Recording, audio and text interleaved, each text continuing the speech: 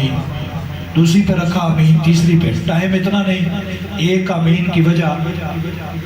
صحابہ نے پوچھا یا رسول اللہ یہ آمین کہنے کی وجہ، تو میں عبرت کے لیے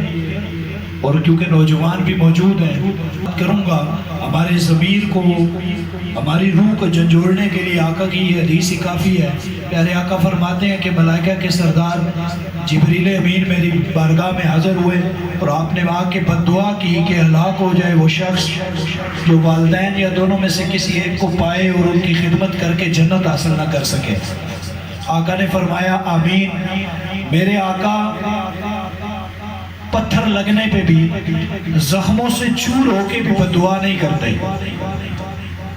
یہ جملے دل کے کانوں سے سنیے گا، کوئی شعر نہیں، اللہ کے نبی کا فرمان۔ وہ نبی جو پتھر کھا کے بھی بد دعا نہیں کرتا، دعاؤں میں ہی مگن رہتا ہے، امت کی بخشش کے لیے راتوں کو اتنا قیام کرتا ہے کہ اللہ کو قرآن اتارنا پڑتا ہے کہ اپنے قیام کو مختصر کرے۔ اس نبی نے جبریل امین کی اس بد دعا پہ آمین کیسے کہا ہوگا کہ ہلاک ہو جائے وہ شخص جو والدین یا دونوں میں سے کسی ایک کو پائے، ان کی خدمت کر کے جنت حاصل نہ کر سکے۔ میں صرف نوجوانوں کے دلوں کی دھڑکنوں پہ یہ جملے دستک دینے کے لیے کہہ رہا ہوں کہ جس